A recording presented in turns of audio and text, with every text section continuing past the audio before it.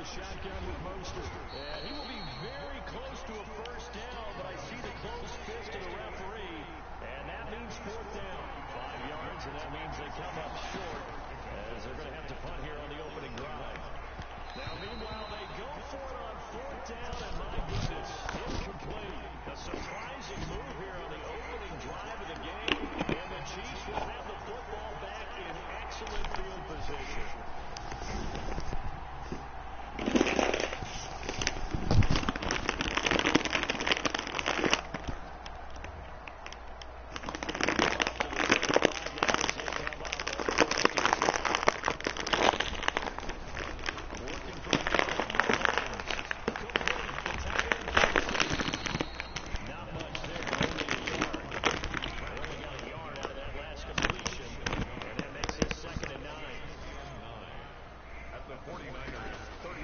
Shotgun snap to Mahomes, eluding the pressure right. He's going to take off with it. And he is inside the 30. 6 yards there off the scramble, but it'll still leave him with a third down. Okay, he's not going to get the first down, but this is still a nice job of buying some time and then running to get to the sideline and get out of bounds and avoid the big hit.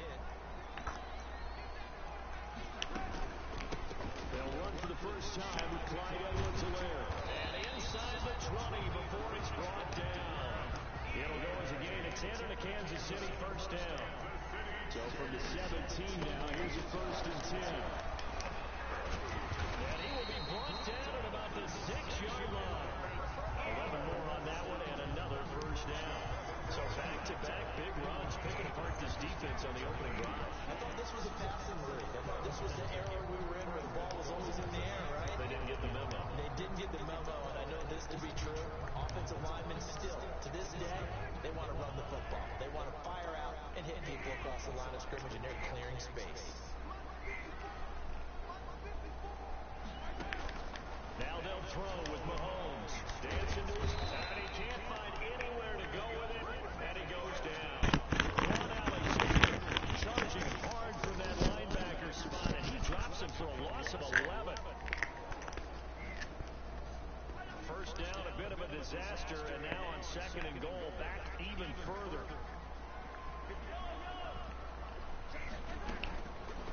From the gun, it's Mahomes. Middle of the field, it's Robinson. And he'll take it from the 18 to the 15. A gain of 3. Only 3 yards on the catch. It's 3rd down. And goal.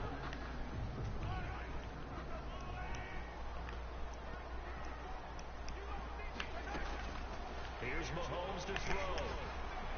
4th down now as San Fran's defense was strong in coverage.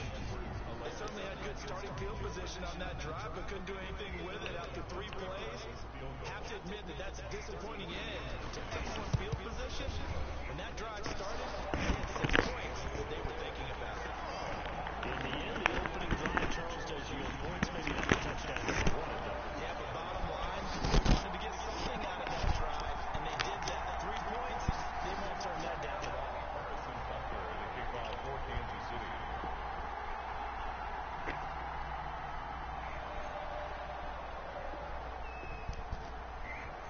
After the field goal, here's Butker to kick it away.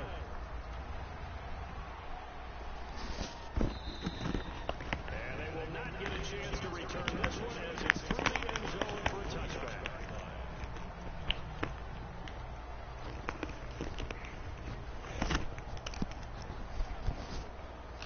The 49er offense set to get this drive underway. And on that last drive, Whitford on 4th turned it over. A good job by their defense, though. They held them to 3, but this offense, they've got to be a little bit better, a little bit more careful here.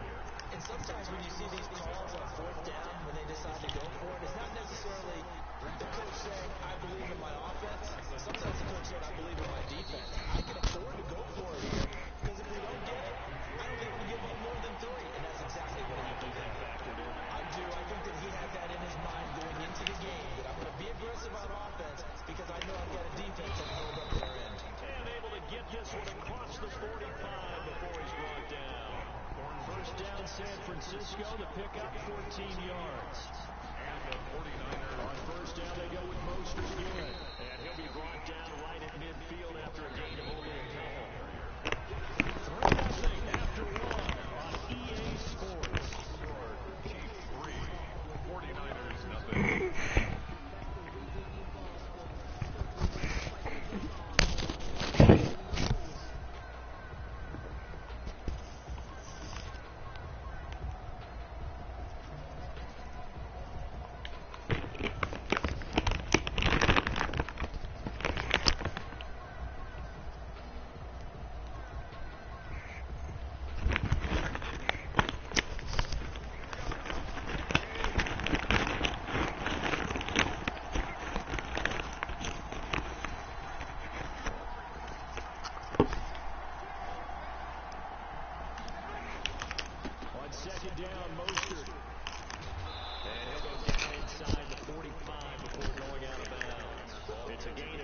moves them to a manageable 3rd and 2 situation. That was a really nice job by them picking up the run blitz and detecting it and blocking it and turning it into a nice run. And a lot of times you think if you blitz a running play, you're going to smother it. But a lot of the blitzers, they come in a little bit high. They don't have great leverage, and they're easily blocked and turned to the side. Gets this one a use check. And he will have the first down and winds up taking a pretty good shot that time. It's a 9-yard gain, and it keeps the drive moving. Francisco.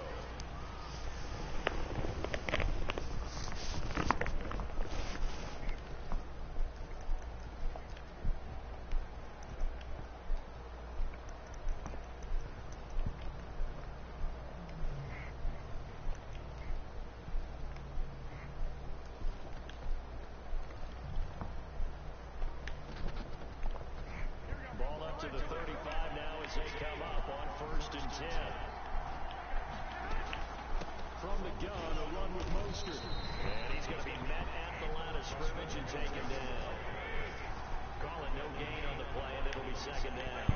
No gain on the play. Brings up 2nd and 10. Garoppolo going to give to Mostert. He'll get only 3 there, so it leaves him with a 3rd and 7 ahead.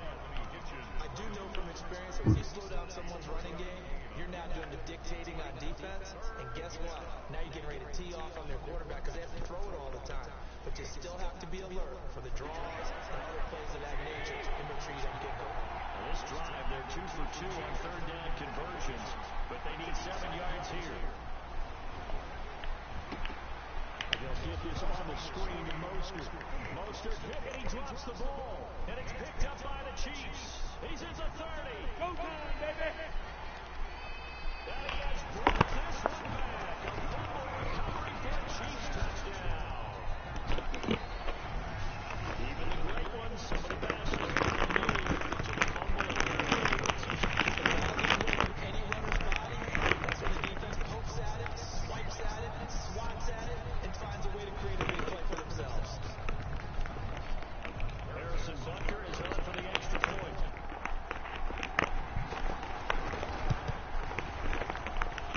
It's up and good, and that'll increase their lead to 10-zip. 49ers nothing. Harrison Butker in a kick. And you can bet they're reaching 2 hands on the ball here as the kick's away following that fumble return. And this carries into the end zone. And they'll get him down right at the 25-yard line, so the same result, and he opted for the touchback. 5-yard line.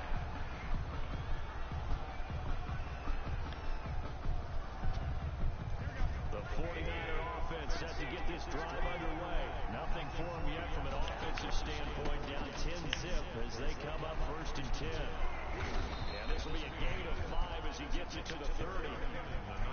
Ball on the 30. They'll come up with a 2nd and 5. It's a gain of 5. Brings up 2nd and 5. Garoppolo going to give this one to McKinnon. And he's got room. And now nothing but green ahead of him. 20. Touchdown, 49ers. Jarek McKinnon. 70 yards. And the 49ers are able to strike quickly for 6. And with his speed, if he just finds the slightest crease, he can take it the distance like he did there. How about the leverage up front? Offensive line out-leveraging the defensive front to create that space, that crease that he was looking for. And once he hits open field, he's going to be very difficult to catch and corral. Oh, it's no good. For the 2nd time now in this first half, he's missed an extra point. Mitch Wishnowsky to kick off for San Francisco. So with the missed PAT in his rearview mirror, he goes back out to kick this one off. Here's Mecole Hardman. The lane opens here. He's past the 30. And he'll have very good starting field position as he's up just shy of the 40. The Chiefs take over 1st and 10 at their own 39-yard line.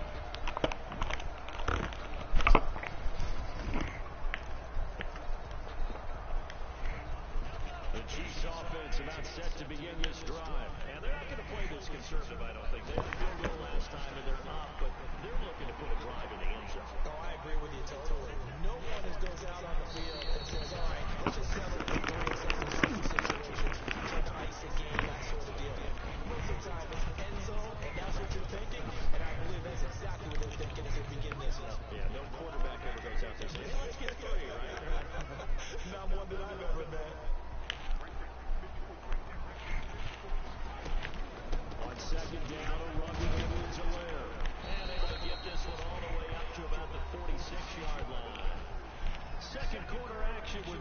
2:59 remaining.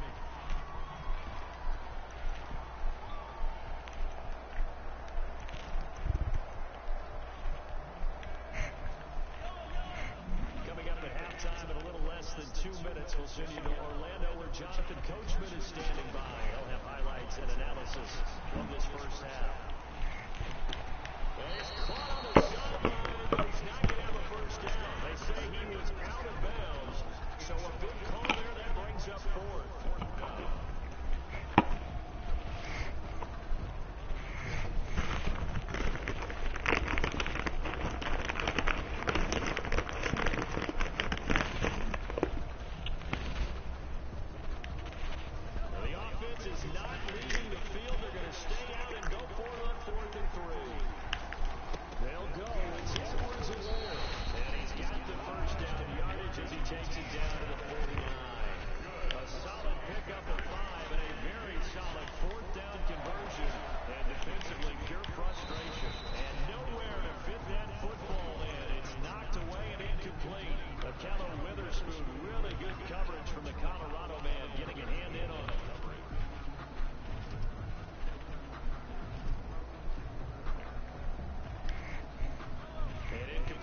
On first down, that leads to a 2nd and 10.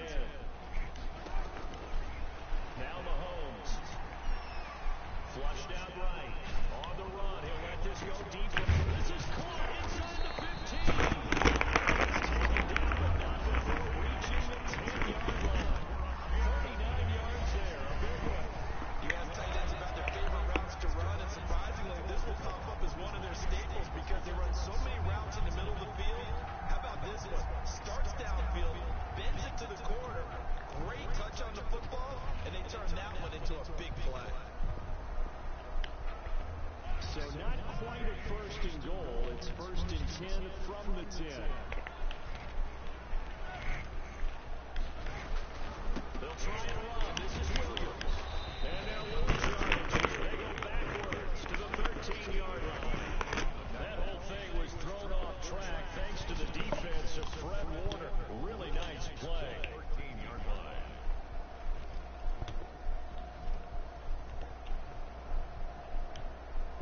So first down went the wrong direction. They're at the 13-yard line. Here's 2nd and goal. To throw, it's Mahomes. Forced out to his left. This is caught. Watkins. The Chiefs will use the first of their timeouts as the stoppage will come with 23 seconds to go till halftime.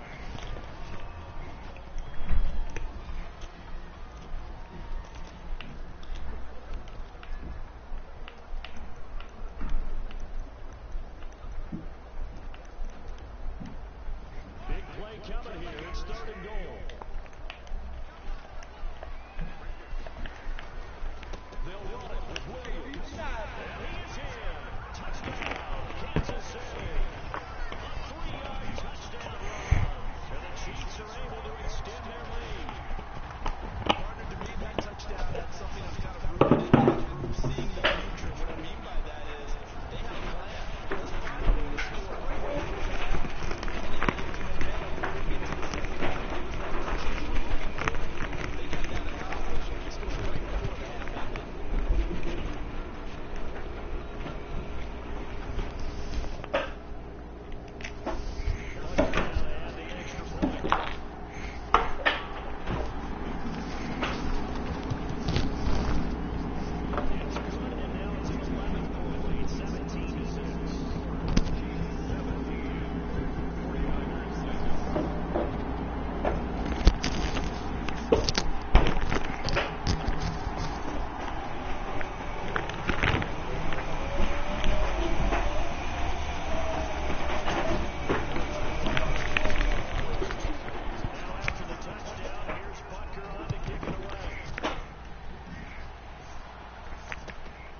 Taken in about 4 yards deep.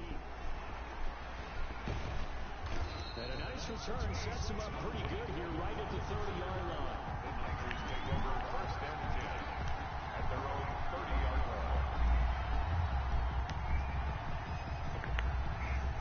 The 49er offense sets set to get this drive underway.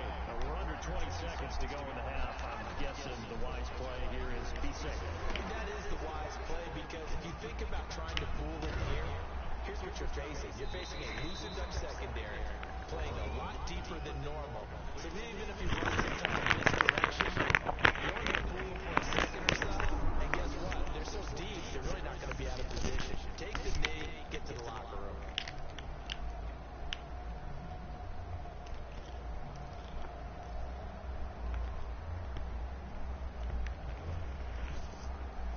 So one play, and they're already just shy of midfield. On the handoff, this is Mostert. And he'll take it across the 50 and into Chief territory. And with just 4 seconds left in this first half, a timeout call.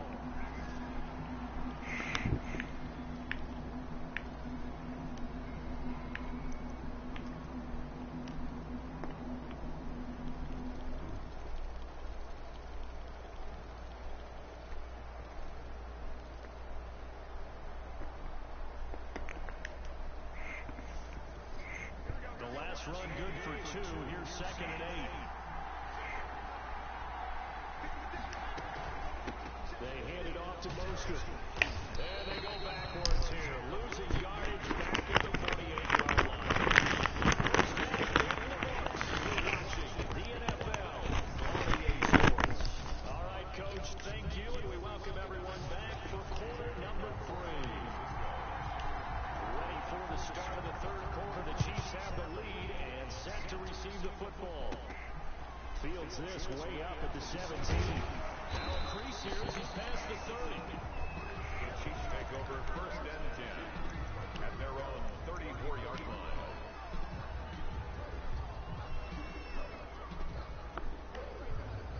The KC offense out of the huddle, ready for their next drive. They built a good first half lead. Now they have a chance to add on to it. And what I'm thinking is that the offensive staff spend the entire halftime just working with them on, here's what we think they're going to do to attack us in the second half. Nice first half that we've had, guys, but be prepared for some change-ups. We're going to see them when we kick it off in the second half. See how they handle any adjustments that might be made defensively.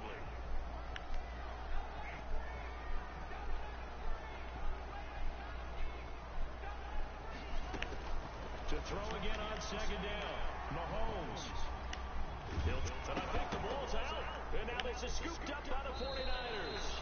Well, we know he's got the speed to get downfield, Charles, but there's the negative side. A little loose with the football that time. And that's normal, especially when you have his type of talents, because you feel like you're into the open field, and maybe you don't feel the people who are around you or closing in. All quarterbacks have to do extra ball security drills with the way the game's played now, because defenses, they attack the football as much as they attack the runner. On 1st and 10, it's Mostert. And he is tackled inside the 40, not quite to the 35. 10 yards there to start the drive, and just enough by about the length of the football for a first down. And the 49er first down.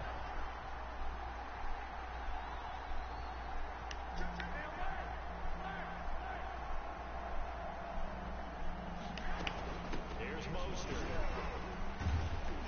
And he'll slice his way down to the 30 with a pickup of 7. Carrier Tyrann Mathieu on the tackle.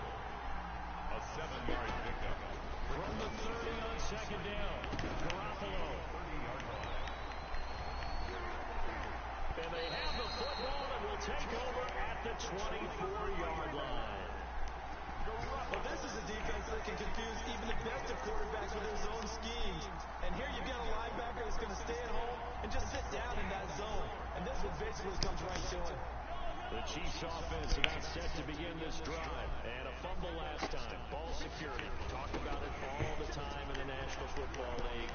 Nowhere to go here. He lost the football. Fortunately, he was able to reel it back in, but it's going to go down as a big loss here on the play. Able to fall on it, but look where they recovered it. That's a big loss. A lot of bad news on that play for them, wasn't there?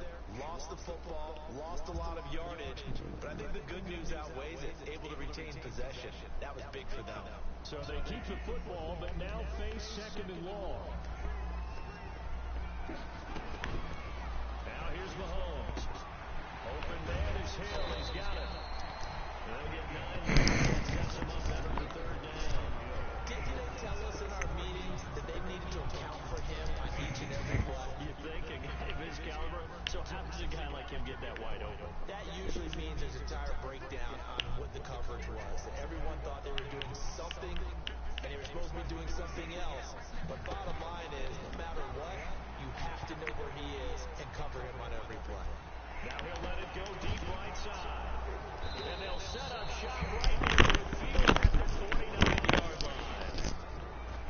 it's real simple to say from here, but we know that sometimes as a quarterback, you've got to know when to say when and just throw it away. He flushed out to the right. He tried to make something out of nothing here, and he winds up floating one downfield that gets intercepted.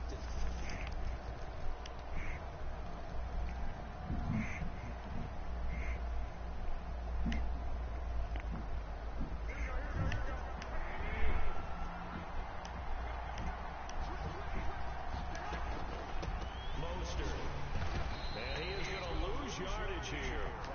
Call it a full 3 yards in the wrong direction there. Brings up second down. If these guys got to chop into that deficit, they got to do a much better job in the run game. Caught behind the line of scrimmage, no yardage to be found.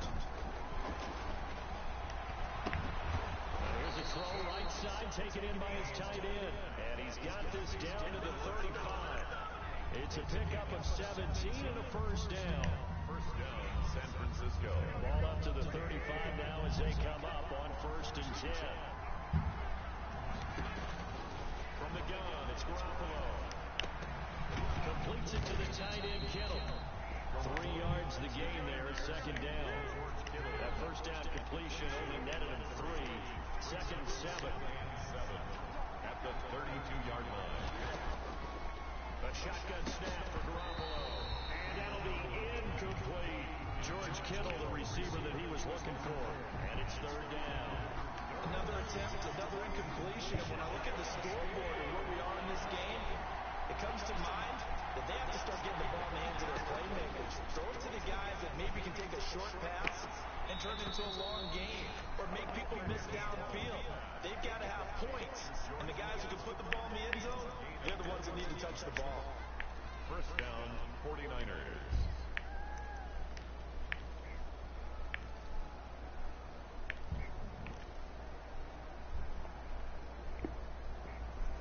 Now a 1st and 10 at the 11.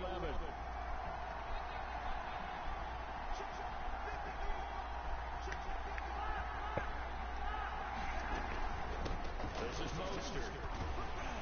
Looking to find a lane, but he can't rein in at the line of scrimmage. Officially no gain on the play, and it's 2nd down. No gain on the play. 2nd and 10. At the 11-yard line. Again, they'll run it with Mostert. Down to the 6-yard line on a pickup of 6 as he gets halfway to the goal line. We're back now in KC. It's 49er football, but some ground to cover to find themselves behind as we hit the 4th and final quarter.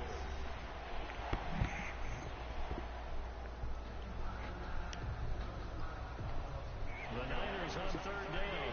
They've converted 3 out of 5 thus far. This is 3rd and 4. To throw, it's Garoppolo. Got the connection here to Bourne. And they'll be driven back here, losing yardage to the 10-yard line. That'll wind up going for a loss of 4. And that'll bring up 4th down.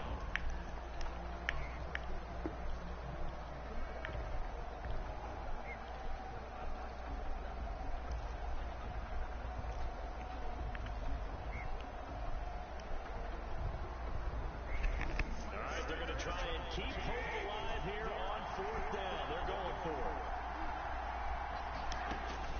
They'll go for it. It's Garoppolo. And he will find his receiver Pettis for a 49ers touchdown. 10 yards on a touchdown pass. And the 49ers are back within a score. And they use that height on the outside to get the score. We've seen the evolution of the wide receivers. They've gotten taller and taller, but they've retained their quickness and their speed. It's a lethal combination. Always good to have wide receivers with height. All right, now what can the Niners do as they face a big 2-point conversion here? Working from the gun, Garoppolo. And this is caught. They got it.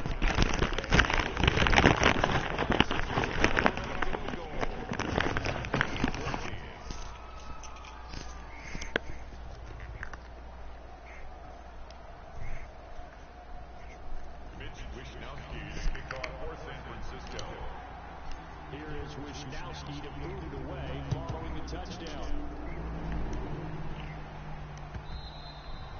And that one will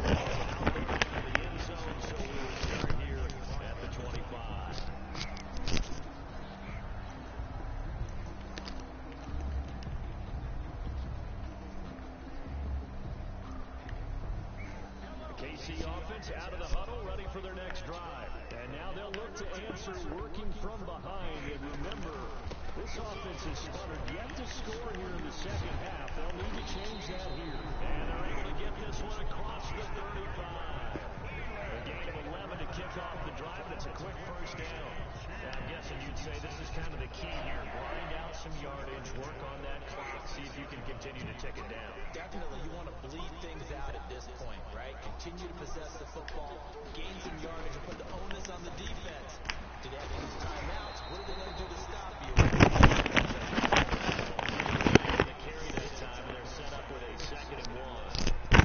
The objective there, I mean, yes, the positive gain, that's nice, but work some clock. Yeah, you're exactly right, but the problem for them is still within a possession, so they can't just sit on it running the ball. They'll have to find a way to throw it effectively as well. Clock continuing to run. They'll probably wind this all the way before snapping it on 2nd down.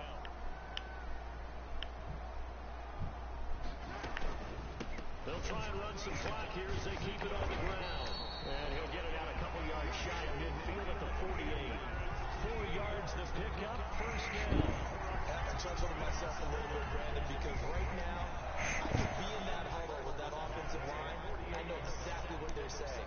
If you call a pass play here, we're going to call timeout. Run the football. We got control of this thing. Get in behind us and let's go. Their time to shine. And he's got this one across midfield into 49er territory. Now a timeout coming in here defensively as they stop it before the 2-minute warning with 2:09 to go in the game.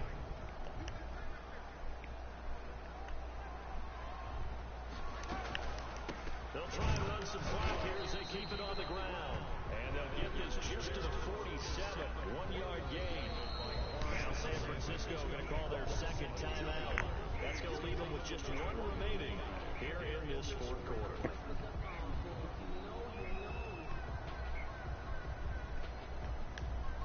The Chiefs on 3rd down. 2 for 5 to this point. This will be 3rd and 5.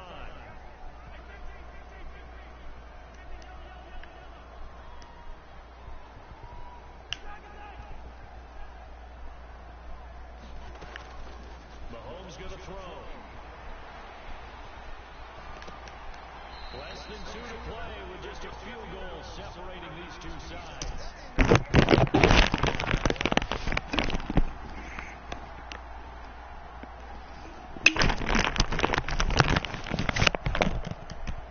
So the Chiefs in possession of the ball as we welcome you back.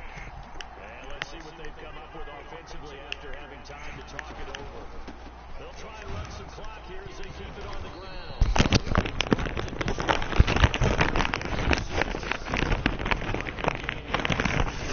And keeps them in a running situation probably. They did everything right on that play, didn't they? They got the leverage up front, good blocking, nice hole for him, ends up picking up nice yardage, stays in bounds to keep the clock rolling. They are in charge of this scenario right now. They want to stay that way. And not in any rush offensively.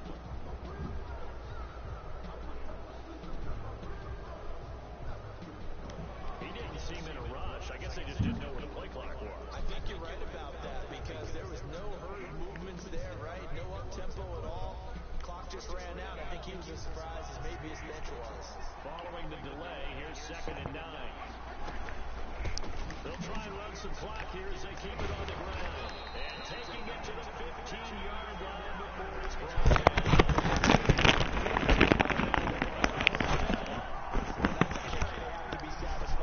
Throughout this game, they've been satisfied with what he's given them.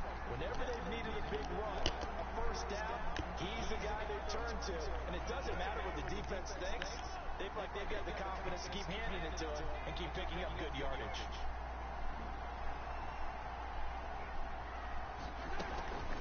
Now Edwards-Helaire. And he'll take this one down near the 15. Now the Niners going to signal for their 3rd and final timeout. 1 yard. As they'll stop the game with 2nd and 9, just a yard on that last run.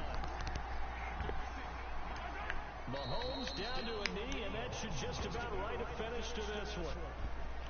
Listen, anytime you take a knee to end a game, that means you've won it. So it doesn't matter whether it's home or on the road, but there's something a little extra special about doing it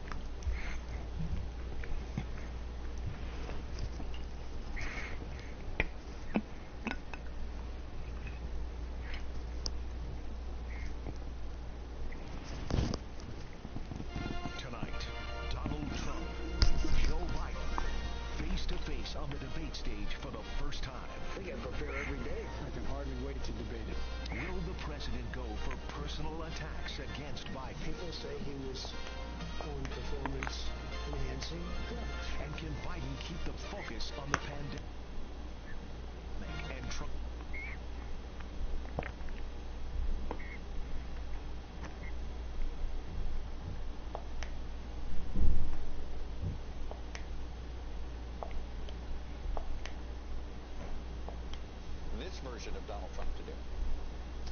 I'd advise him to keep the pressure on Biden. Look, I mean, there's no drawback to keeping the pressure on in a variety of areas, right? You want to attack Biden on his personal issues with the... I would not bet on any conventional wisdom tonight. He is a performer, and of course, we have...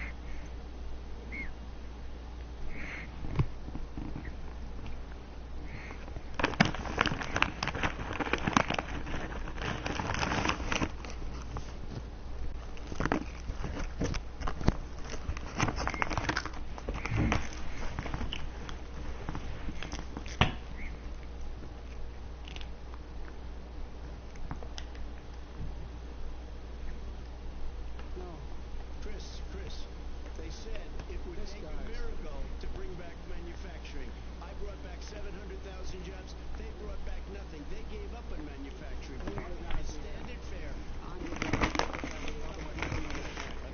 brought back, I was asked to bring back Chrysler and General Motors. We brought them back right here in the state of Ohio and Michigan. We blew it. They're gone. We blew it. And in fact, they're going. Ohio had the best year it's ever had last year. Michigan had the best year they've ever had. It's not Many true. car companies came in from Germany, from Japan, went to Michigan, went to Ohio. They're not having And they didn't come in right here. Mr. Vice President. And so you take a look at what he's actually done. He's done very little, and its trade deals are the same way. He talks about these great trade deals. You know, he talks about the art of the deal. China's perfected the art of the steal. We have a higher deficit with China now than we did before. We have the highest trade deficit with Mexico. Lunch, 18%. China.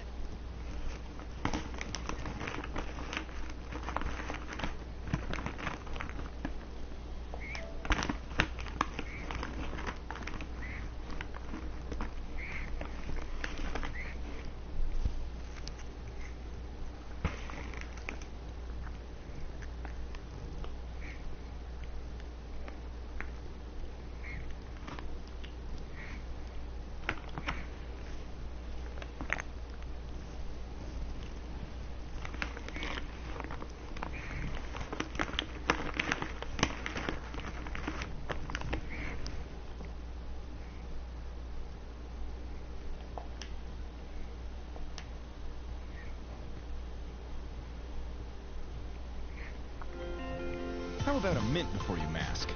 Because mask breath, it's real.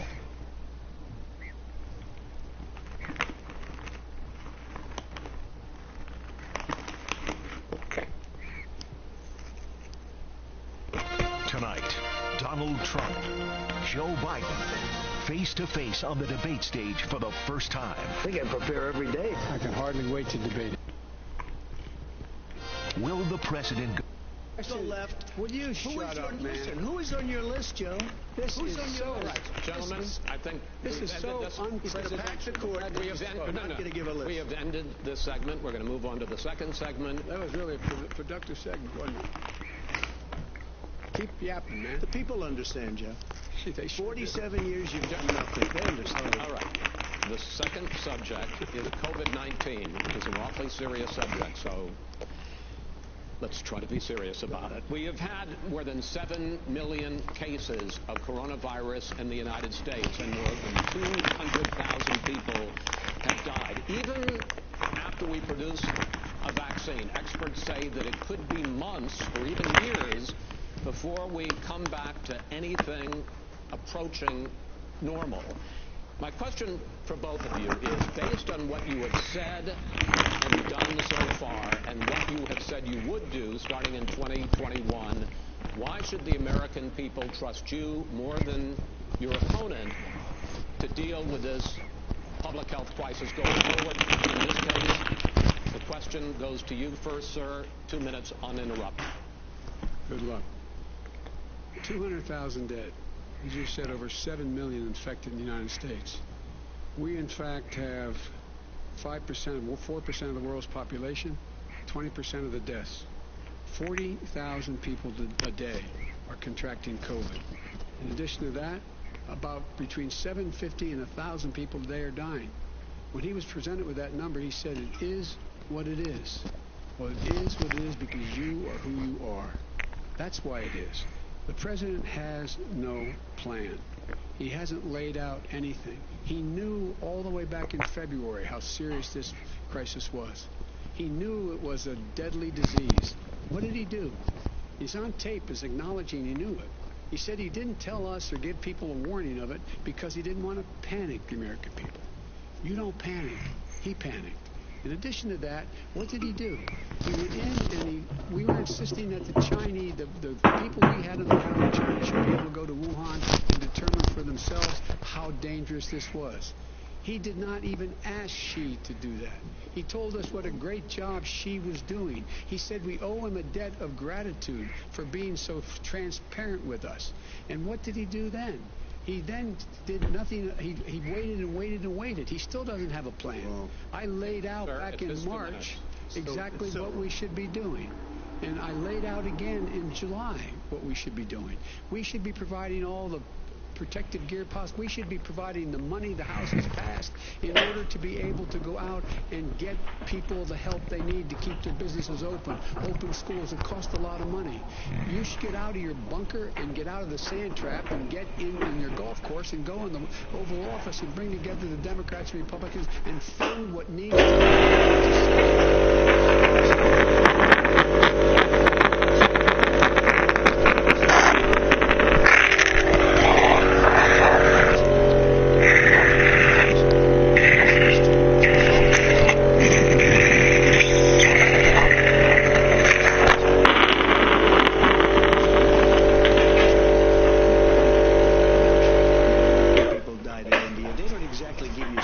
just so you understand. But if you look at what we've done, I closed it, and you said he's xenophobic. He's a racist, and he's xenophobic because you didn't think I should have closed our country. You didn't think we should have closed our country because you thought it was terrible. You wouldn't have closed it for another 2 months. By my doing it early, in fact, Dr. Fauci said President Trump saved thousands of lives. Many of you Democrat governors said President Trump did a phenomenal job. We worked with the governor. Oh, really? Go take a look. The governors said I did a phenomenal job. Most of them said that. In fact, people that would not be necessarily on my side said that. President Trump did a phenomenal job. We did. We got the gowns. We got the masks. We made the ventilators. You wouldn't have made the ventilators. And now we're weeks away from the vaccine. We're doing therapeutics already. Fewer people are dying when they get sick. Far fewer people are dying. We've done a great job. The only thing I haven't done a good job, and that's because of the fake news.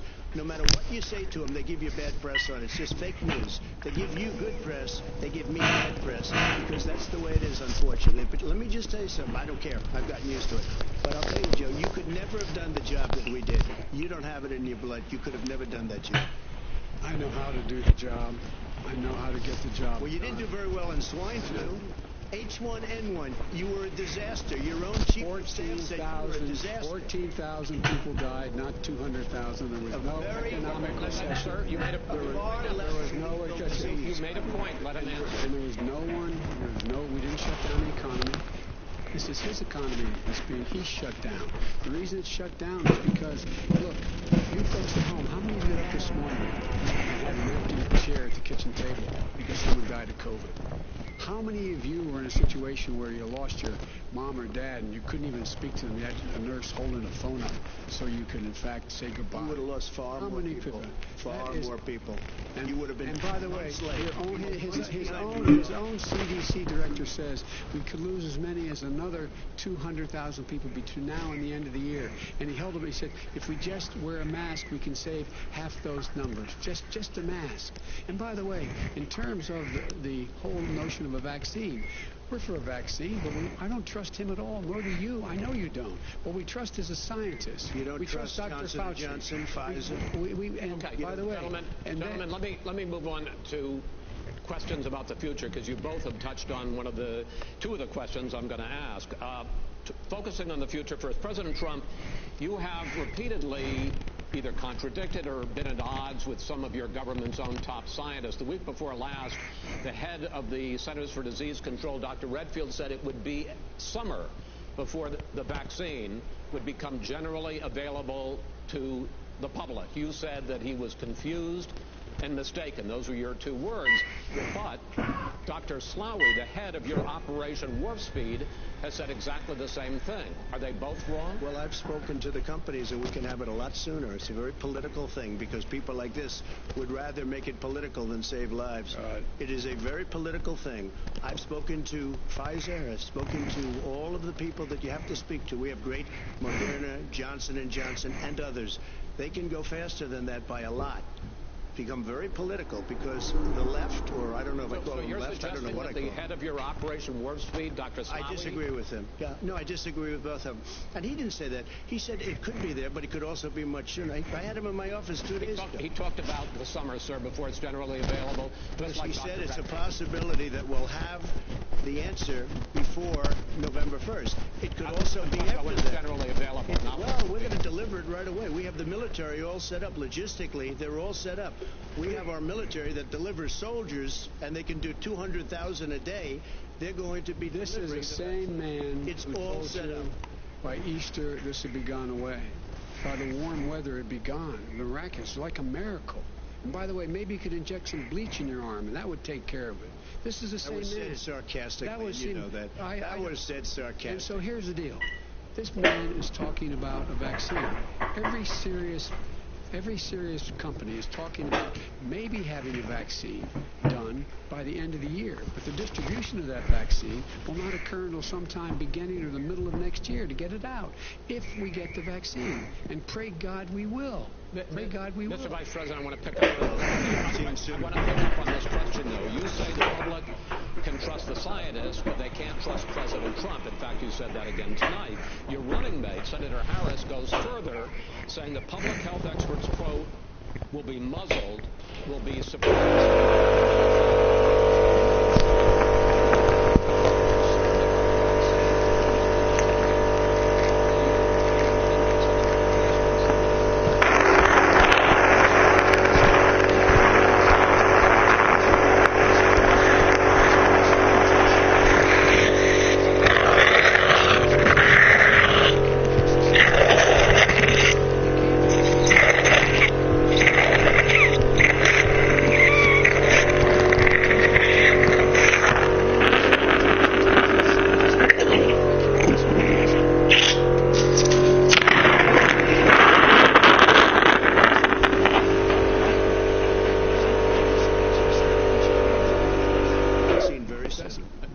Do you believe for a moment what he's telling you in light of all the lies he's told you about the whole issue relating to COVID? He still hasn't even acknowledged that he knew this was happening, knew how dangerous it was going to be back in February, and he didn't even tell you. He's on record as saying it. He panicked or he just looked at the stock market. One of the two, because guess what? A lot of people died. And a lot more are going to die unless he gets a lot smarter, a lot quicker. Mr. President? Did you use the word smart? So you said you went to Delaware State, but you forgot the name of your college.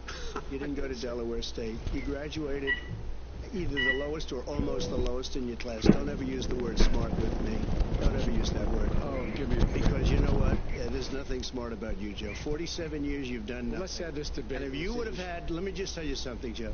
No, if you would have had the charge of what I was put through, I had to close the greatest economy in the history of our country. And by the way, now it's been built again. And it's going up to the economy in the next segment, sir. Okay. It's going up fast. Okay. When it comes to how the virus has been handled so far, the two of you have taken very different approaches, and this is going to affect how the virus is handled going forward by whichever of you ends up becoming the next president. I want to quickly go through several of those. Reopenings. Vice President Biden, you have been much more reluctant than President Trump about reopening the economy and schools. Why, sir? Because he doesn't have a plan. If I were running, I know what the plan is. You've got to provide these businesses the ability to have the money to be able to reopen with the PPE as well as with the sanitation they need. You have to provide them Nancy Pelosi. Well, he's just shush for a minute. Tell it to Nancy Pelosi. And Schumer. By the way, Nancy Pelosi and Schumer, they have a plan. He won't even meet with them. The Republicans won't meet in the Senate. He sits in his golf course. Well, I mean, literally, think about it. You probably play more than I do, Joe. What about this question of reopenings and the fact that he wants to shut down this country, and I want to keep it open. And we did a great thing by shutting it down. Wait a minute, Joe. Let me shut you down for a second, Joe, just for 1 second. He wants to shut down the country. We just went through it. We had to because we didn't know anything about the disease. Now we found that elderly people with heart problems and diabetes and different problems are very, very vulnerable. We learned a lot. Young children aren't. Even younger people aren't. We've learned a lot. But he wants to shut it down. More people will be hurt by continuing. If you look at Pennsylvania, if you look at certain states that have been shut down, they have Democrat governors all. One of the reasons they're shut down is because they want to keep it shut down until after the election on November 3rd. I want to move on to another subject. I want to move on to another subject. But those states are not doing well that are shut down right now. President Trump, you have begun to increasingly question the effectiveness of masks as a disease preventer, and in fact recently you have cited the issue of waiters touching their masks and touching plates. Are you questioning I think the masks efficacy are okay. You have to understand, if you look, I mean, I have a mask right here. I put a mask on, when I think I need it. Tonight, as an example, everybody's had a test, and you've had social distancing and all of the things that you have to. But I wear masks when needed. When needed, I wear masks. Okay, let me ask. I don't wear masks like him. Every time you see him, he's got a mask. He could be speaking 200 feet away from me. He shows up with the biggest mask I've ever seen. I will say this. Vice President Biden, go ahead, sir. Look, the way to open businesses is give them the wherewithal to be able to open. We provided money.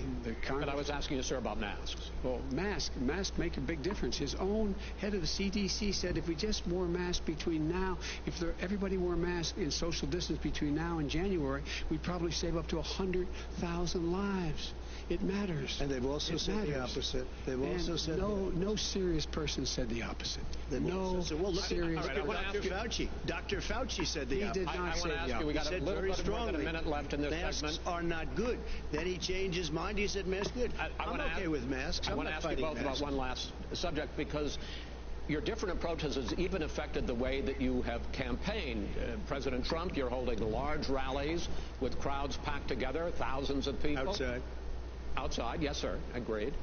Vice President Biden, you are holding much smaller events with nobody will show up. People with It's true. Nobody shows up to his rallies. All right. In any case, why you holding the big rallies? Why you not? You goes first, sir. Because people want to hear what I have to say. I mean, but are you not worried about a great job as a president, and I'll have 35,000 people show up at airports. We use airports. Are you not worried about we the have disease a lot of issues, people. Sir? Well, so far, we have had no problem whatsoever. It's outside. That's a big difference, according to the experts. And we do them outside. We have tremendous crowds, as you see. I mean, and literally on 24 hours notice.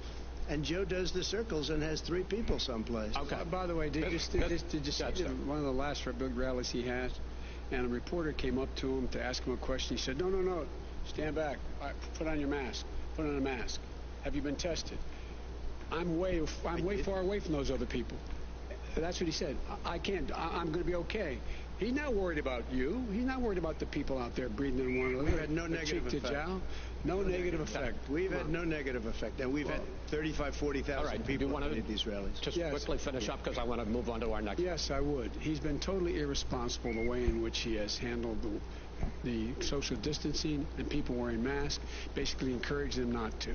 All right. Ben, he's a fool on this. If you could get the crowds, you would have done the same thing. But you can't. Nobody cares. Gentlemen, can we move on to the economy? Gentlemen, can we move on to the economy? Yes. The economy is, I think it's fair to say, recovering faster than expected from the shutdown. Much faster. In the second quarter, the unemployment rate fell to 8.4% last month.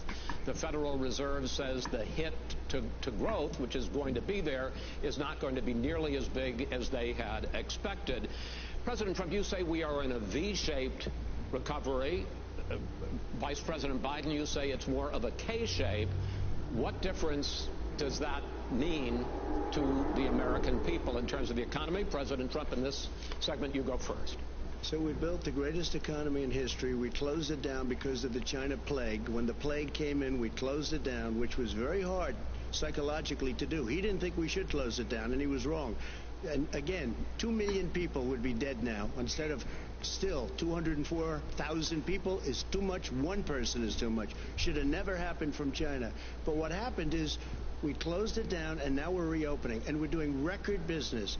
We had 10.4 million people in a 4-month period that we've put back into the workforce. That's a record the likes of which nobody's ever seen before. And he wants to close down he will shut it down again. He will destroy this country. You know, a lot of people, between drugs and alcohol and depression, when you start shutting it down, you take a look at what's happening in some of your Democrat-run states where they have these tough shutdowns. And I'm telling you, it's because they don't want to open it. One of them came out last week. You saw that. Oh, we're going to open up on November 9th. Why November 9th? Because it's after the election. They think they're hurting us by keeping them closed. They're hurting people. People know what to do. They can social distance. They can wash their hands. They can wear masks. They can do whatever they want. But they got to open these states up. When you look at North Carolina, when you look, and these governors are under siege, Pennsylvania, Michigan, and a couple of others, you got to open these states up. It's not fair. You're talking about almost it's like being in prison. And you look at what's going on with divorce. Look at what's going on with alcoholism and drugs. It's a very, very sad thing.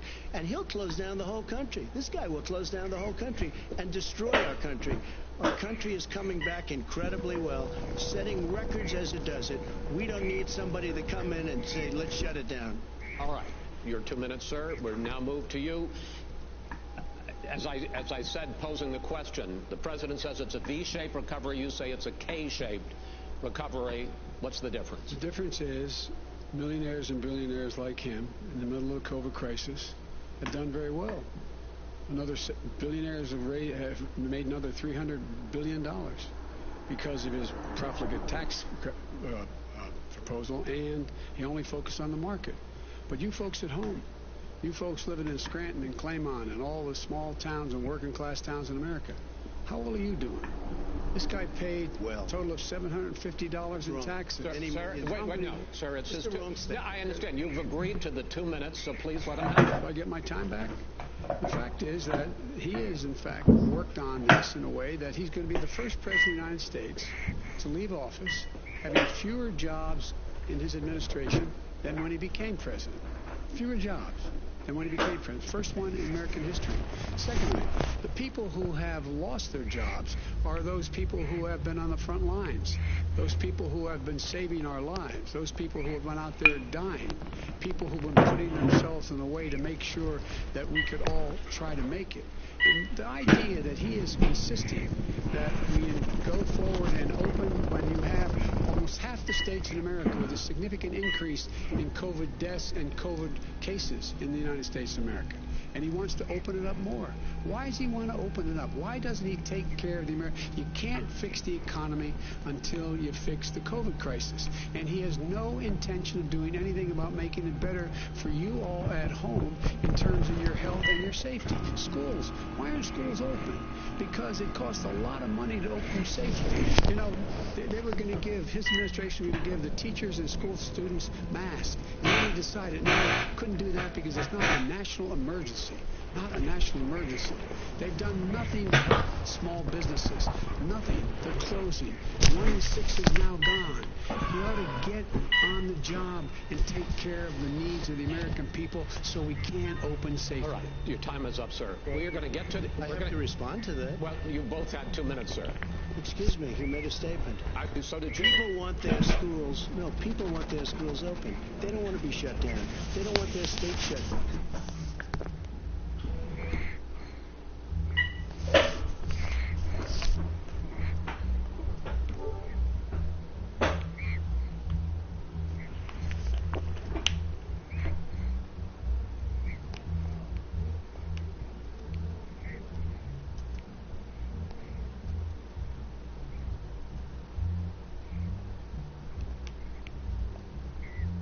Tonight, Donald Trump, Joe Biden, face to face on the debate stage for the first time. I think I prepare every day. I can hardly wait to debate it.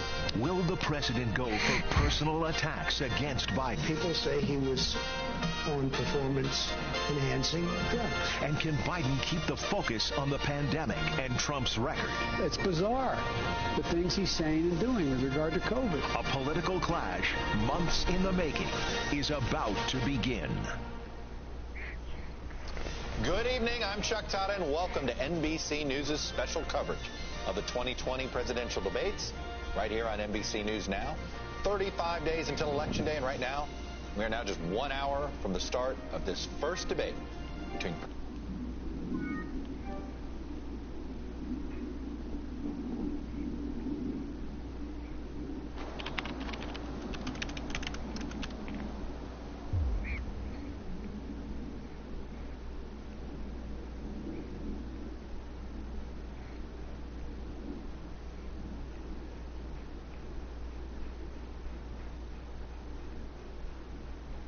Two world champions, they happen to be twin brothers.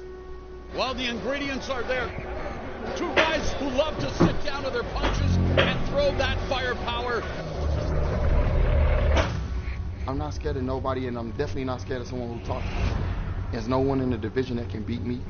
There's no one in the division that's strong as me. It would definitely deliver a statement. The power is for real. We would get a chance to let everyone in the world see the great things that me and my twin brother has done for the sport of boxing. Oh! Charlo just dropped Lubin! Being on the same card gives us energy. We want to be sharp. We want to be at our best. We're going to both meet in the middle of the ring, and we're going to let our hands go. Let the best man win. They are boxing. And they pound for pound.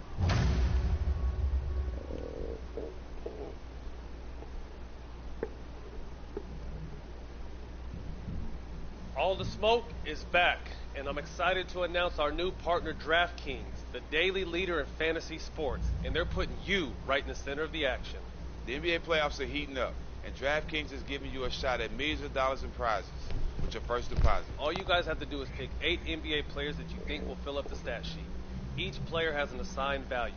Valid teams must not exceed the salary cap of $50,000. You can rack up fantasy points for rebounds, blocks, assists, steals, and much more. Download the DraftKings app now and use the code SMOKE.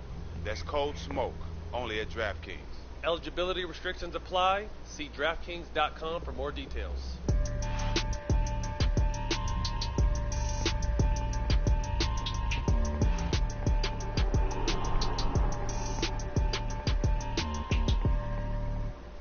Welcome back to another episode, Season 2, Episode 46, with the one and only Little Big Homie, Allen Iverson.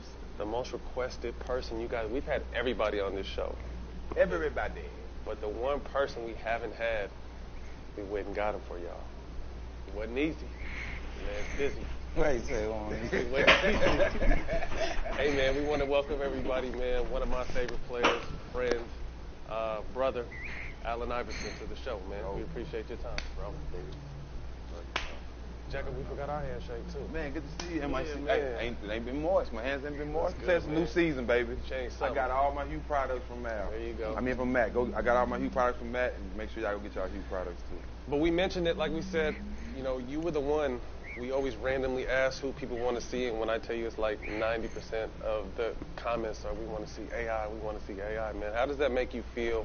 You know, you've been removed from sports for so long, but still, people still want to know all about you. It's a blessing. It's God. You know what I mean? He loved me. He loved me. And, man, just being up here, I was just so excited to come up here because of you two dudes, man. You know what I mean? Like, y'all know how we feel about each other.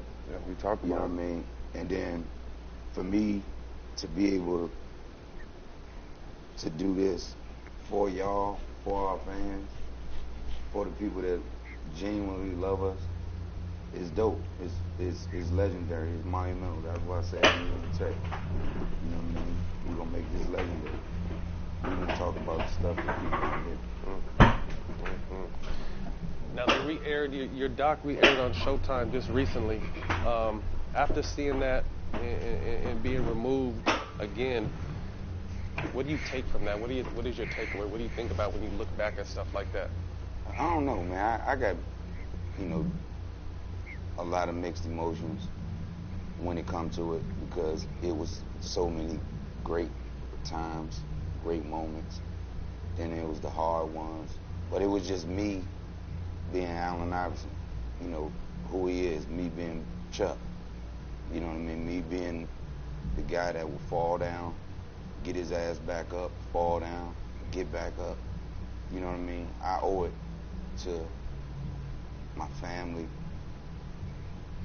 most importantly, y'all, my homeboys. I owe it to my teammates. I owe it to my fans to fight. You know what I mean? I'm a fighter, man. You know what I mean? It's the same fight, different round. That's it.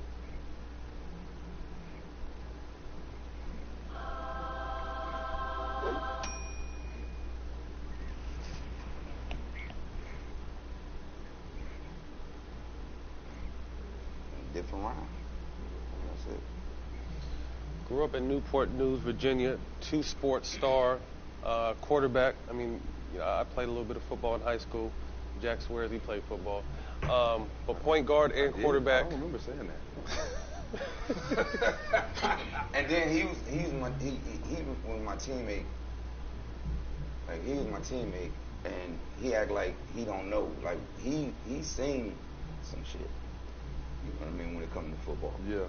Like, he seen it. You know what I mean? And Matt was so cool to me. Rico Suave.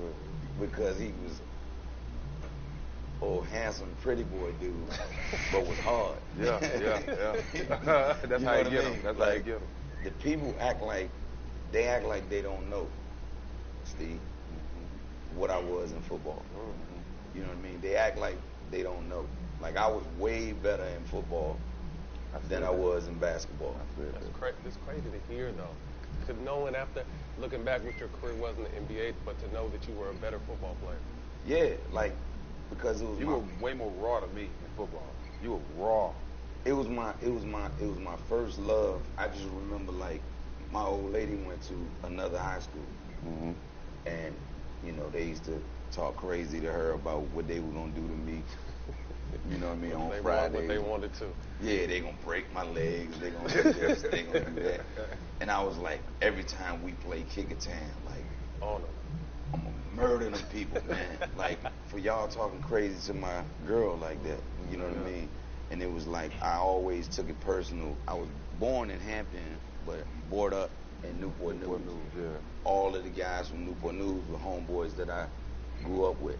Then I went to Hampton because I couldn't stay out of trouble. And Mo was like, man, you coming to Hampton. Like, when I flunked 8th grade, I missed 69 days of school. And and Mo was like, nah, you coming to Hampton. You trying to throw it all away. And I went to Hampton. So when I played against all of the Newport News schools, they got the business. You know what I mean? Got a point to prove. Yeah, you know what I mean? I'm the guys that I grew up with, I'm gonna beat y'all up. Man, that just let you know how great God is. Because I'm a Hall of Famer in basketball. What position you played on D? I play safety. Cornerback is the hardest position. You got to react to everything. That's tough. Tough position, quarterback. Yeah, cornerback is just. Deion said the other day, I think Ramsey just got his payday. Yeah, and I think Deion said something about how a cornerback, can't get paid like a quarterback. We already know quarterback is that's the spot. But a cornerback is just the hardest position. Cornerback is also the most dominant position by blacks in the NFL. Jason Sehorn. Sehorn was the last one. From the Giants, right? He was the last one. Look at you with your homework. I like that. On you.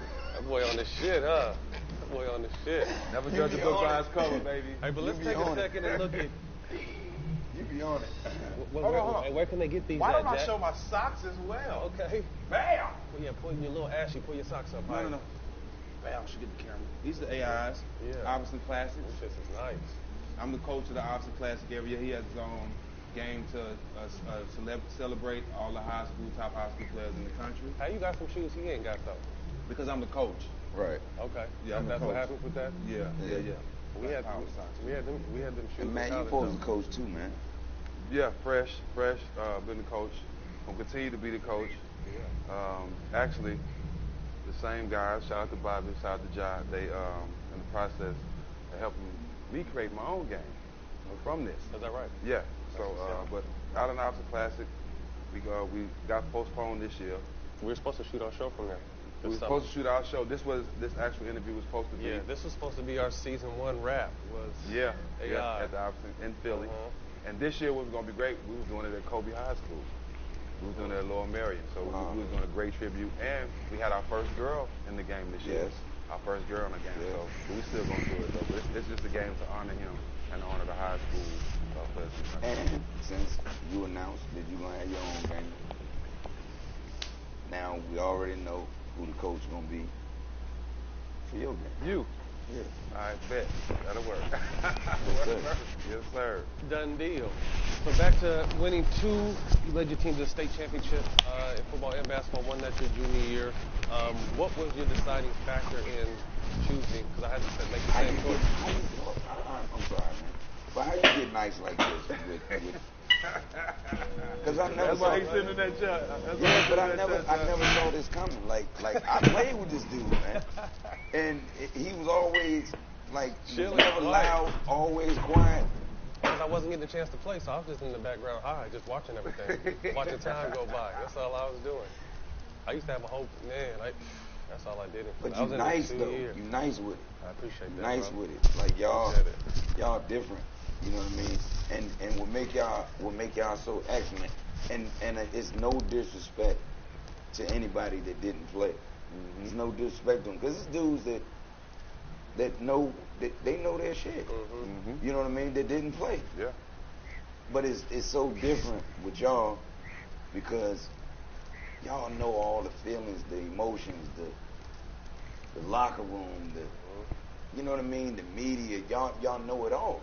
But I feel like this too. The people that know the game, that haven't played it, they either coaching it or working around it. Not on TV talking about it. They basically working around people around the game. Like Lawrence Frank never played basketball, but that's one of the smartest people in the game. Yeah. You know what I'm saying? Yeah. So it's a lot of people like that. Yeah. And I think like I knew it, just like I knew it with Jason Kidd. I think Eric Snow should be a head coach, but I knew it with Steve Nash. Like I knew it because he has so much to offer to our sport because he's excellent. He's a great person. I never had the luxury of being around him a lot, but just hearing stories from other Everybody guys. fuck with him. Yes. Everybody. He's just a beautiful man. I want to see him succeed in the situation that he's in with those 2 great players, with all the other guys that they got around that team. It's a recipe for greatness. It's gonna be great for Kyrie. It's gonna be fun. Yeah. Learn from Steve, play with KD. Steve and Stephon Marbury gave me the most problems. Gave me the most problems. I love Stephon Marbury. That's big, bro. Yeah, Steve was just a headache because he could do it. He could do it all Without being fast. Didn't have John Stockton mode. You know what I mean? Just Smart. right here, just smart. You know what I mean? Just know how to get it done. You know what I mean? Steve was excellent, man. And shout out to you, Steve, man. I want to see you do great, man. I want to see you be a legendary Greg Popovich, Larry Brown type influence. Shout out LD. In people's lives, like, they were to me. You know, Greg Popovich was so great to me from afar away. Always supportive. And the LB like this. Yeah. They like that. Just excellent. And our league somehow, some way, need Larry Brown. Definitely. In some capacity. Just this. Remember what he say? This is all I want to do. I just want to share my experiences and my trials, my tribulations, my ups, my downs. I just want to help. You know what I mean? I just want to help with my voice. in my experience. I just want to help little guys and not let them make the mistakes that we made. You know what I mean? And it's big. Most people don't realize when you share, like when you're someone of your stature and you share, you're not sharing for me. You're sharing to help other people in the similar situation. Right. You know what I mean? So shit, hey, I can go through it. If Jack can go through it. If Matt can go through it. You know what I mean? I swear to God on my life, kill me dead today. I wouldn't trade nothing. Okay. I want to be. If I could die today and then live again tomorrow, I want to wake up being Allen Iverson all over again. You know what I mean? All over again. You know what I mean? Do I regret a whole bunch of stuff? People ask me, would I change things?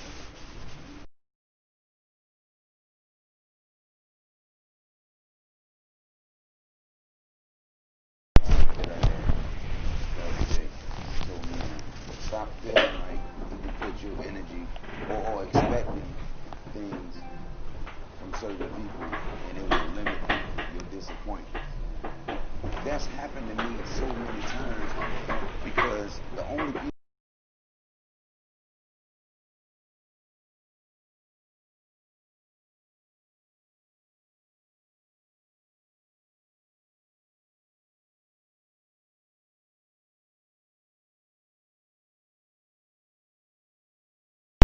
harder than everybody. I know that, and it's things that I can do financially for people that they can't do for me. You know what I mean? But all of the other areas, you're supposed to have them covered. You know what I mean? All them other areas, you're supposed to have them covered. Like I can do stuff for you. I can give you $1. You know what I mean? But I can do all the other stuff too. But you.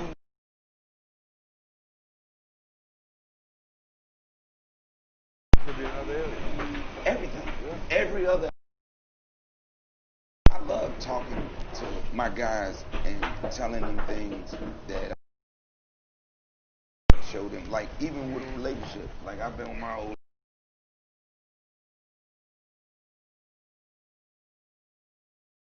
You know what I mean? But you know, dudes that's married that I rock with, and I be telling them like, this is where I went wrong. I don't want you to go through this. I don't want you to go through this. So when I say stuff to them, like the most hurting feeling is when a dude look at you like, oh, why you think you right because you out of line? No, man, I'm right because I'm right. And I'm right because I love you. I'm telling you what I went through. I don't want you to get hurt like this. You know what I mean? I remember going through a divorce, dog. It's tough. Man, I remember walking around this motherfucker 150 pounds. You know what I mean? Can't eat, can't sleep. You know what I mean? Just thinking about her.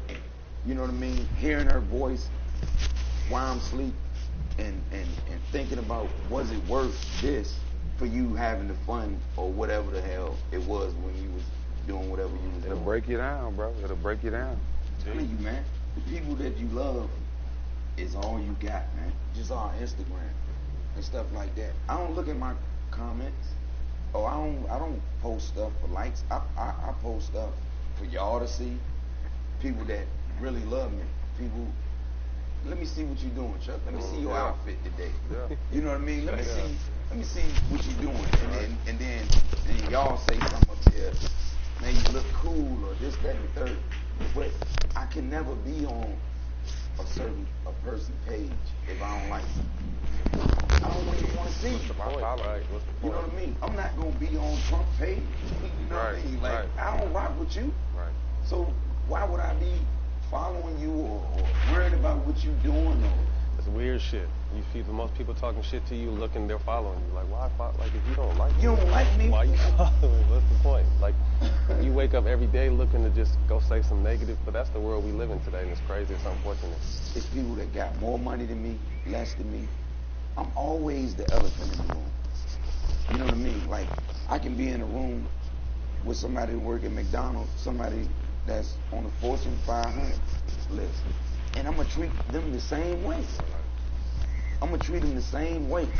You know what I mean? Like, I got friends that's rich like you, Steve.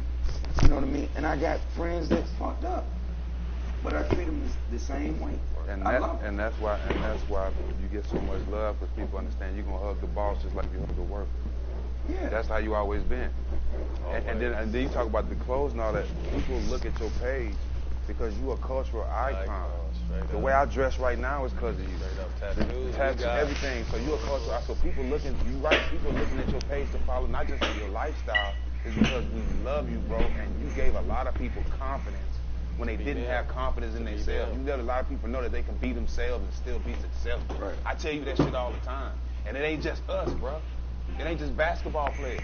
You feel what I'm saying? It's rappers. It's everybody. You gave them the confidence to be themselves in anything they can do. All of us, bro. And that's why people follow you, bro. And you got to accept that. And you know why I tell you to give you flowers? Because you mean a lot to us. We can't lose you. We just lost Kobe. We can't lose you. We're going to give you all the flowers in the world, bro. Right now. You feel me? Right now. Straight up. And that's why we have to have you on the show, bro. What's wrong with being you? Everybody else taking up. Right. What's wrong with being you? You disrespecting God for giving you life. If you think that your life ain't shit and you want to be somebody else, you know what I mean? What's wrong with being you? It's cool being you. I don't give a damn if you rich. If you rich, if you don't, man. I never knew when I was gonna become rich. I ain't know. But I didn't try to force my hand on God, saying, today is fucked up. You know what I mean? Why I'm not rich yet? When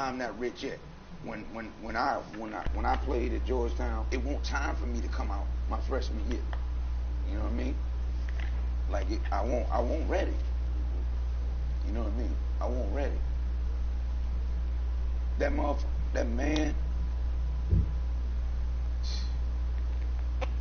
man did for me. I remember, and I love Philadelphia. I love the fans in Philadelphia. Greatest in the world. No relationship is like my relationship with the Philadelphia fans. You probably could look at Kobe in L.A., Bron in Cleveland, Mike in Chicago, but hands down, ain't no relationship like the relationship I had with the Philadelphia fans. They're the toughest fans to win over. That's why. Yeah, because I had to go. I went through it. I went through it. But Coach Thompson, man, we was playing Villanova, and dude had a sign that said Allen Iverson, the next MJ, and had MJ crossed out, and it had OJ, and it was 4 dudes in the stands, and they had on all orange jumpsuits with chains and shackles and all that. And Coach Thompson was like, no, y'all don't get them out of here. Y'all don't get them out of this gym right now. We not playing. And they escorted them out of there. And the game went on. That dude, like, I remember just being at the free throw line when I came to Georgetown, and everybody just going, jailbird. And I had to deal with all that. And he was so protective of me, man. You know what I mean? Like, even the first night that I was on campus, he came up there, and everybody, Coach Thompson, you know, I'm doing the shit that I don't supposed to do. You know what I mean? I'm smoking. You know what I mean? You was all in back then. Yeah. Yeah, you was all in. Man, I'm smoking. Whatever. Coach Thompson came up there, and it was like Coach Thompson looked at me. Man, I remember just trying to get myself together, washed my face. You know what I mean? Just trying to get right. Now, you can't wash the high off. Man, that ain't work. No, but he ain't know. Really? Like, you think he didn't know? He knew, bro. Hell yeah, man. Come on, you know he knew that, bro. I came on there, he was like, you all right, little man? Like, yeah. You know, I was trying to get away from him so fast. Like, I'm cool, coach. He told me, why you standing so far back here? Come here. So now you telling me He probably knew. I'm telling you, he probably come on, knew. man. He definitely did. Probably knew. This little motherfucker high as hell, man. He knew it. You know what I mean? Like you said, he was protected. But he was like, and he always talked about the fact that I never complained about them people throwing me in jail like that. When people tried to, at home, I love Virginia, and I rep it to the fullest. But they tried to ruin me. They didn't want me to be what you just described, and who I am to the masses. You know what I mean? They didn't want for me to go to any country in the world. As soon as I get off the plane, everybody in the airport know who I am.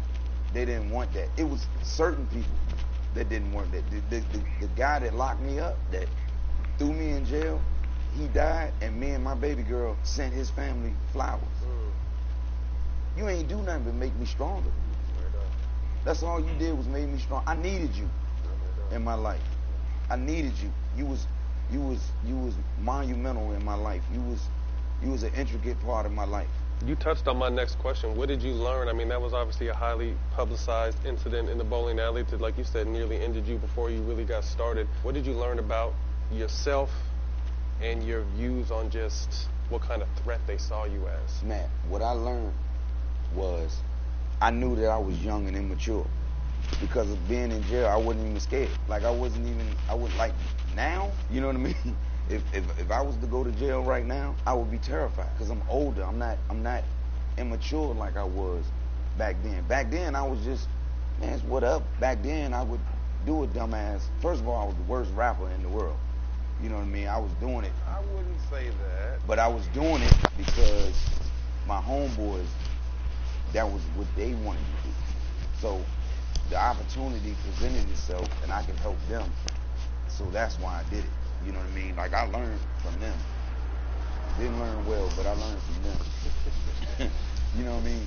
But back then, Matt, I was so nonchalant. And the only thing that I was scared of is that my dream of being who molded me to be as an athlete was going to be over. Like, the old head people in my life, I just never wanted to disappoint them. You know what I mean? I had that fear, not of Mo kicking my ass. He did that a couple times. He threw me through a windshield before. You know what I mean? But just not being who God gave you the talent to be. You Matt Barnes, you Steve Jackson. You supposed to be what God gave you the talent to end up being. You know what I mean? And that was my fear. That was my fear. Letting them down, and then the fact of, like Coach Thompson used to tell me, oh, you up this motherfucker, you eating 3 times a day, huh? You eating breakfast, you eating lunch, you eating dinner. But your mom down there, and some days she don't even eat. She living down there, and that week, my homeboys used to tease me, they called it the Dawes Effect shit, straight from the sewer. Because in our crib, we had the, we had the crib, and we never could be barefooted in our house because the sewer from up under the house used to, yeah, and it's just wet. Like you walking through the motherfucking crib and it just whoosh, whoosh, whoosh, whoosh. You know what I mean? And it's stinking like a motherfucker, cut the lights on, roaches running there goddamn where, no water, no hot water, you know what I mean? No food, baking soda, baking soda and welfare cheese in the motherfucker. And he used to, you know, that's what was his way of getting to me. Oh, you want your mama to stay down there? Right, by fucking around, that's what you're doing. Yeah, keep living like this, right? I ain't gonna argue with you. I ain't gonna cuss you out. You know what I mean? I ain't gonna talk no shit to you. I'm just gonna tell you, this is what you want for your mom and your sisters, right? And I could just snap out of it, Steve. You know what I mean? And go get right back on my path. But I don't know. I know I went all over the place from what you asked me, but no, we needed that. We want that. That's what we want to learn. We spoke on 2 people, obviously one being here, Mo, and then John Thompson. It sounds like to me, from the outside looking in, were 2 integral figures in your life and kind of kept you from making all these lefts and rights and kept you going straight. Talk to us a little bit about both them. Obviously, we just lost, you know, one of the greatest coaches of all time, rest in peace, Coach Thompson, but I know he was integral in, you know, keeping you on the right path. what he used to tell me about all the time is the shit that I was just talking to you about. He said I ain't never complained for what they did to me.